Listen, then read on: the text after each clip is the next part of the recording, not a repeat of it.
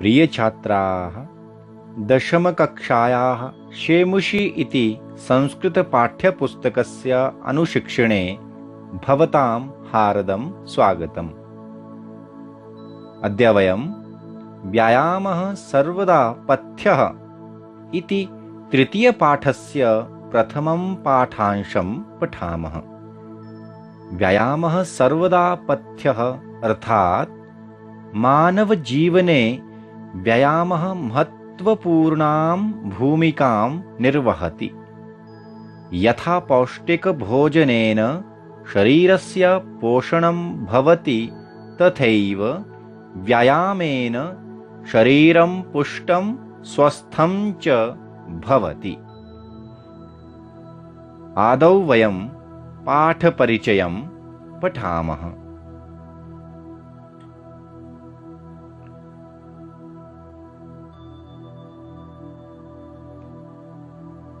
प्रस्तुतोऽयं पाठः आयुर्वेदस्य प्रसिद्धग्रन्थः सुश्रुतसंहिता इत्यस्य चिकित्सास्थाने वर्णितचतुर्विंशाध्यायात् समुद्धृतोऽस्ति। अस्मिन् आचार्यसुश्रुतः व्यायामस्य परिभाषां, तेन जायमानान् लाभान् च निबोधयति।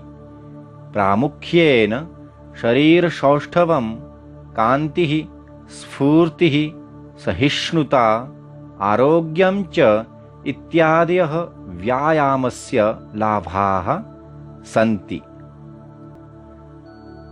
तर्हि आदौ वयं पाठस्य प्रथमं श्लोकं पठामः। शरीरायासजननं कर्म व्यायामसञ्ज्ञितं, तत्कृत्वा तु सुखं देहं विमृध्नीयात् समन्ततः। आदौ वयं श्लोकस्य पदच्छेदं पठामः।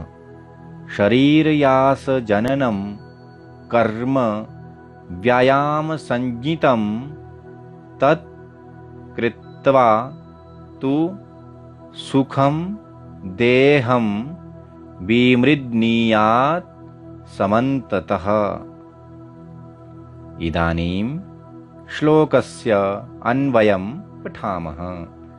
शरीरायासजननं कर्म व्यायामसञ्ज्ञितं भवति, सुखं तत्कृत्वा तु समन्ततः देहं विमृध्नीयात् इति। अधुना श्लोकस्य ये व्याकरणांशाः सन्ति तान् पठामः। आदौ सन्धियुक्तपदानि पश्यामः। शरीरायासजननं, शरीरधन आयासजननं। प्रत्ययान्तपदानि पठामः। समन्ततः, अस्मिन् पदे समन्तपदात् तसिल् प्रत्ययः अस्ति। संज्ञितं, संज्ञापदात् प्रत्ययः। कृत्वा, क्रि धातोः कत्वा प्रत्ययः। श्लोके आगतान् शब्दार्थान् पठामः। शरीरायासजननम्, अस्य पदस्य समासविग्रहः भवति। शरीरस्य आयासः तस्य जननम्, अर्थात शरीर के श्रम या प्रयास को उत्पन्न करने वाला। कर्म पर्यायपदं भवति। कार्यं, हिन्द्याम् अस्य अर्थः कार्य अथवा काम। व्यायामसंज्ञितं विग्रह भवति। व्यायाम नामना संज्ञितं, व्यायाम नाम से जाना जाता है। सुखम, सुखकरम अर्थात सुखपूर्वक तत्कृत्वा तथा कृत्वा, वैसा करके इति अर्थः। तु तर्हि इति पर्यायपदं भवति। हिन्द्याम् अर्थः भवति तो, समन्ततः पूर्णरूपेण, पूरी तरह से, देहम शरीरम, काया अर्थात शरीर को, विमृद्नीयात् मर्दयेत, मालिश करनी चाहिए। अधुना श्लोकस्य सरलार्थं पठामः। सरलार्थः भवति शरीर के श्रम को उत्पन्न करने वाले कर्म को व्यायाम नाम से जाना जाता है। हमें सुखपूर्वक उसे करके अपने शरीर की पूरी तरह से मालिश करनी चाहिए। अधुना पाठस्य द्वितीयं श्लोकं पठामः। द्वितीयः श्लोकः भवति शरीरोपचयः कान्तिर्गात्राणां सुविभक्तता, दीप्ताग्नित्वमनालस्यं स्थिरत्वं लाघवं मृजा। श्लोकस्य पदच्छेदं पठामः। पदच्छेदः भवति शरीरोपचयः कान्तिः गात्राणां सुविभक्तता, दीप्ताग्नित्वम् अनालस्यं स्थिरत्वं लाघवं मृजा। एतानि अस्मिन् श्लोके आगतानि पदानि सन्ति। इदानीं श्लोकस्य अन्वयमपि पश्यामः। अन्वयः भवति व्यायामात् अथवा व्यायामेन शरीरोपचयः कान्तिः गात्राणां सुविभक्तता, दीप्ताग्नित्वम् अनालस्यं स्थिरत्वं लाघवं मृजा च जायते इति अन्वयः भवति। इदानीं श्लोके आगतान् व्याकरणांशान् पठामः। आदौ सन्धियुक्तपदानि पश्यामः। शरीरोपचयः शरीरधन उपचयः, दीप्ताग्नित्वं दीप्तधन अग्नित्वं, कान्तिर्गात्राणां कान्तिः गात्राणाम्। इदानीम् अस्य प्रत्ययान्तपदानि पश्यामः।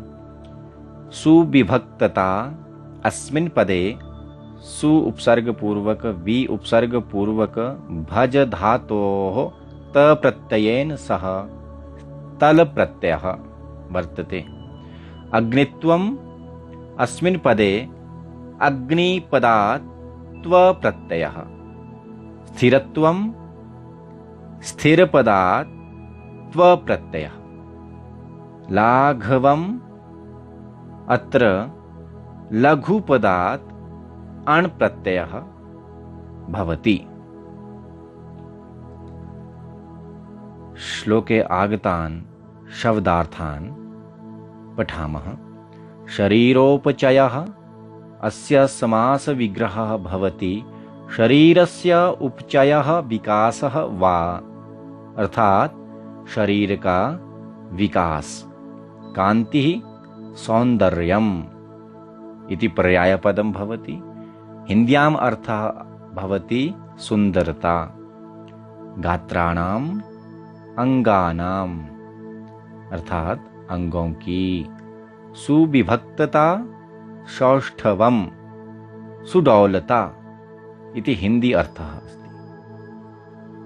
दीप्ताग्नित्वं जठराग्नेः प्रबलता, जठराग्नि की प्रबलता। अनालस्यम्, आलस्यस्य अभावः इति अनालस्यम्। यस्य हिन्द्यार्थः भवति आलस का अभाव अर्थात स्फूर्ति, स्थिरत्वम, स्थैर्यम, स्थिरता। लाघवम पर्यायपदं भवति भारराहित्यम। हिंदी अर्थ अस्ति हल्कापन। मृजा आरोग्यता अर्थात स्वच्छता या निरोगता।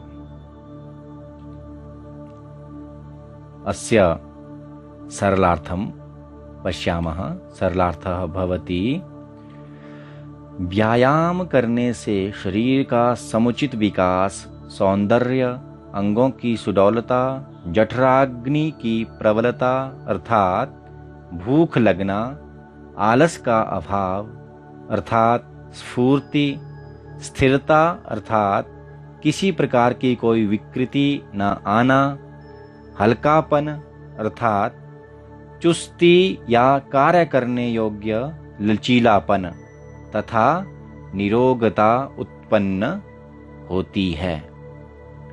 इति द्वितीयः श्लोकः भवति। अग्रे वयं तृतीयं श्लोकमपि पठामः।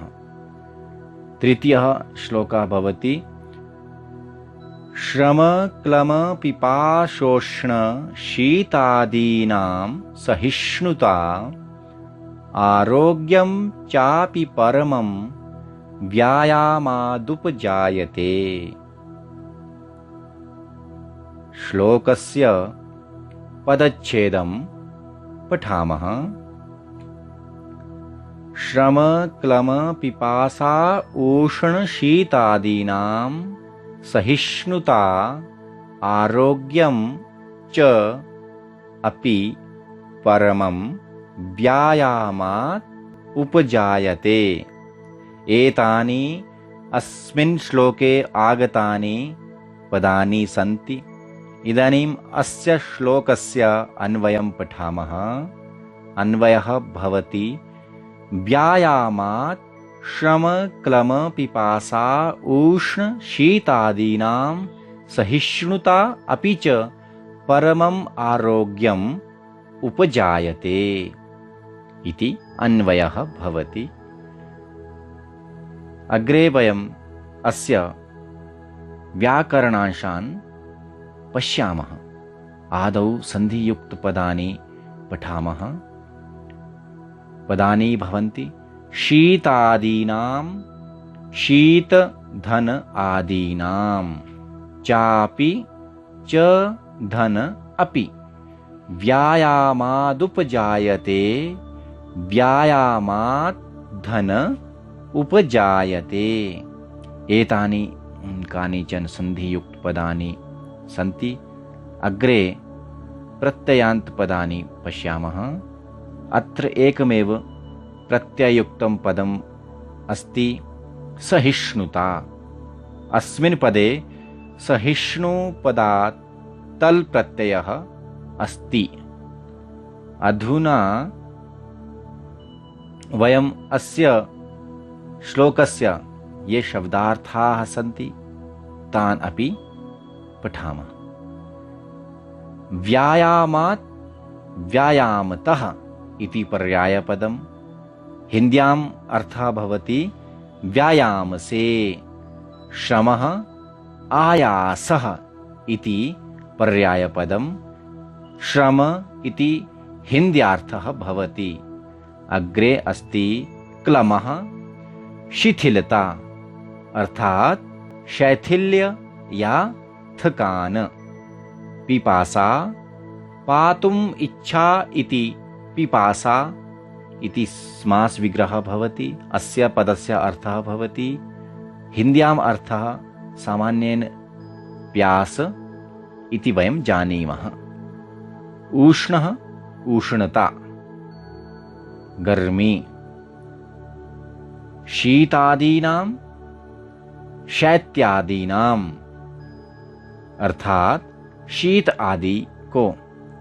सहिष्णुता सहन क्षमता। सहने की क्षमता या शक्ति। अपि च सहैव अर्थात इसके साथ ही।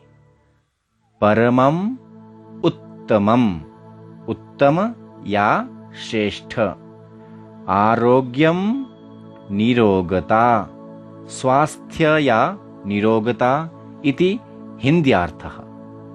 उपजायते जायते, उत्पन्न होता है इति हिन्द्याम् अर्थः भवति। एतानि कानिचन पदानि येषाम् अत्र अर्थः संस्कृत पर्यायपदम् अपि तथा एतेषां हिन्द्यार्थः अपि अत्र प्रतिपादितः। सरलार्थः भवति व्यायाम से हमारे शरीर में श्रम करने की शक्ति, थकान, प्यास, गर्मी तथा शीत आदि को सहने की शक्ति उत्पन्न होती है। इसके साथ ही उत्तम स्वास्थ्य भी इससे बना रहता है। तो एवं प्रकारेण एतानि अस्य श्लोकस्य सरलपदानि तेषाम् अर्थाः भवन्ति। अद्य वयम् अत्र अस्य पाठस्य श्लोकत्रयं पठितवन्तः। प्रिय छात्राः, पाठितस्य पाठांशस्य भवन्तः अभ्यासं कुर्वन्तु। शीघ्रमेव अग्रिमे भागे वयं पुनः मिलामः। तावत् शुभमस्तु। नमो नमः। धन्यवादः।